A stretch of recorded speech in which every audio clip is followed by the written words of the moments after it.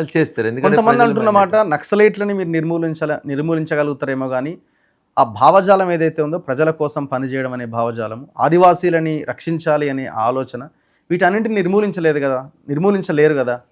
నేను నక్సలిజం అంటే ఒక ప్రశ్న, ఒక ఒక ఒక విప్లవము. సో ఈ కోణంలో కొంతమంది చూస్తున్నారు.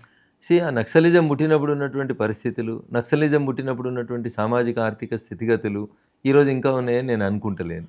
దొర ఏందిరో, దొర పీకుడు ఏందిరో అన్న కాడికెళ్ళి ఇలా దొరెవరు, దొంగ ఎవరు అనేది ఏం తెలియదు, ఏ కులం లేదు, ఏం లేదు.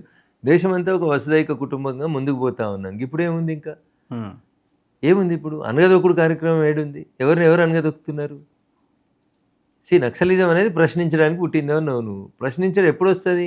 నువ్వు నన్ను అనగదొక్కితే నేను ఎదురు తిరిగి నిన్ను అడగాలి. అనగదొక్కుడు అనే కార్యక్రమం లేకపోయినాక అందరినీ బాగుంచాలనే కార్యక్రమంలో అభివృద్ధిలో అందరినీ భాగస్వాములు చేయాలని ముందుకు పోతున్నప్పుడు ఏదో పనికిరాని అరిగిపోయిన రికార్డులు పట్టుకొని ఇది గిరిజనులకు వ్యతిరేకం, ఇది వాళ్ళకు వ్యతిరేకం, ఇది కార్పొరేట్ కంపెనీలు నడిపేటిది.